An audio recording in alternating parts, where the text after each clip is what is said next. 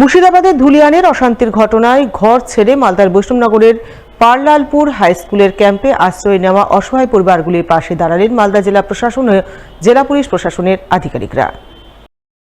উল্লেখ্য, সম্প্রতি ওয়াকফ আইনের প্রতিবাদকে কেন্দ্র করে মুর্শিদাবাদের শামসেরগঞ্জ ব্লকে অশান্তির ঘটনা ঘটে। সেই অশান্তির জেরে মুর্শিদাবাদের ধুলিয়ান থেকে 88টির মতো পরিবারের সদস্যরা আতঙ্কে ঘরবাড়ি ছেড়ে মালদার বৈষ্ণবনগরের পারলালপুর হাই স্কুলের ক্যাম্পে আশ্রয় নেন। অসহায় মানুষজন ক্যাম্পে আশ্রয় নেওয়ার পরপরই মালদা জেলা প্রশাসনের পক্ষ থেকে ওই ক্যাম্পে বিভিন্ন পরিষেবা প্রদান করা হয়।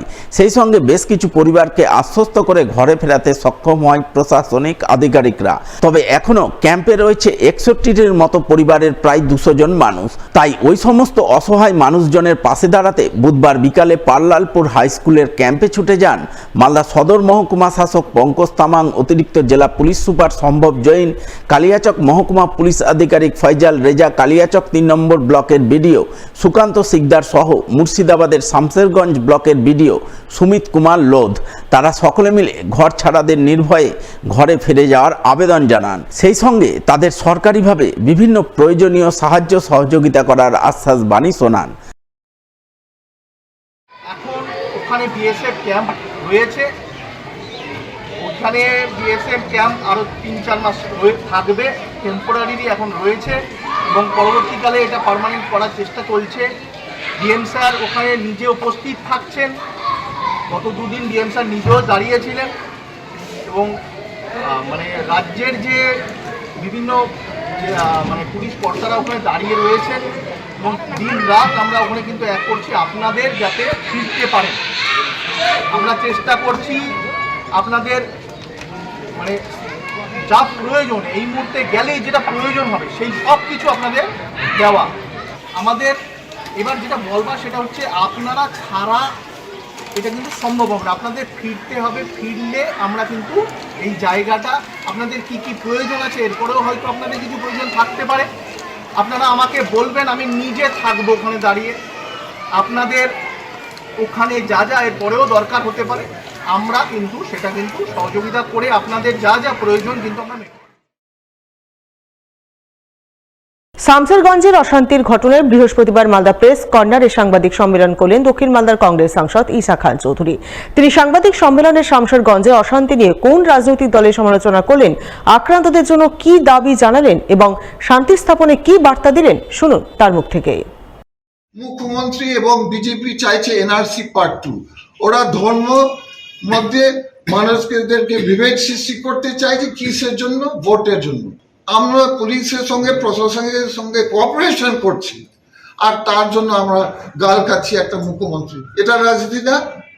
উনার কাজ হচ্ছে হোমমন্ত্রী। যত সমস্যা হয়েছে মালদা, মুর্শিদাবাদ, সুতি, বেলডাঙ্গা, সুতি, উনি তো মুখ্যমন্ত্রী, উনি পুলিশ মন্ত্রী, উনাকে দায়িত্ব নিতে হবে। অবশ্যই আমরা আছি, আমরা ঘুরবো, আমরা, কিন্তু সরকার তো আমাদের হাতে নেই।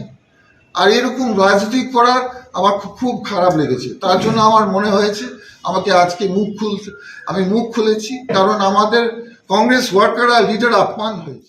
এবার বাংলা ভাষা এবং বাঙালিকে অগ্রাধিকার দেওয়ার দাবিতে পুরাতন মালদা পৌরসভায় ডেপুটেশন কর্মসূচি পালন করল বাংলা পক্ষ। বৃহস্পতিবার বাংলা পক্ষ মালদা শাখার সদস্যরা মিলে 3 দফা দাবি সম্বলিত ডেপুটেশন কপি তুলে দিলেন পুরাতন মালদা পৌরসভার চেয়ারম্যানের হাতে। এর প্রসঙ্গে বাংলা পক্ষের সদস্য শুভজ্যোতি দত্ত জানান, পুরাতন মালদা পৌরসভা এলাকার বিভিন্ন ব্যবসায়িক প্রতিষ্ঠানে বাংলা ভাষার সাইনবোর্ড লেখা, পৌরসভার বিভিন্ন জায়গা বহিরাগতদের দখল থেকে মুক্ত করে ভূমিপুত্র বাঙালিকে বিভিন্ন কাজে ব্যবহার করতে দেওয়া, পৌরসভার ঠিকা কাজে বাঙালিকে নিয়োগ করার দাবিতে আজ তারা ডেপুটেশন দিলেন। ডেপুটেশনের মূল উদ্দেশ্য হলো পুরাতন মালদা পৌরসভার অন্তর্গত যে সমস্ত দোকান বা ব্যবসায়ী প্রতিষ্ঠান আছে সেখানে অন্য ভাষার সাথে সাথে বাংলা ভাষায় পরিষেবা দেওয়াটা বাধ্যতামূলক করতে হবে। পৌরসভার অন্তর্গত যে সমস্ত ঠিকা কাজ বা অস্থায়ী কাজ তাতে 90% ভূমিপুত্র তথা পৌরসভার বা বাংলার জনসাধারণকে দিতে হবে এবং যেগুলো অস্থায়ী পার্কিং আছে বা দোকানদার দখল করে রেখেছে বহিরাগত দ্বারা, সেগুলো বাঙালির হাতে তুলে দিতে হবে। এদিন বাংলা পক্ষে ডেপুটেশনের দাবিগুলি বিবেচনা করে দেখার আশ্বাস দেন পুরাতন মালদা পৌরসভার চেয়ারম্যান কার্তিক ঘোষ।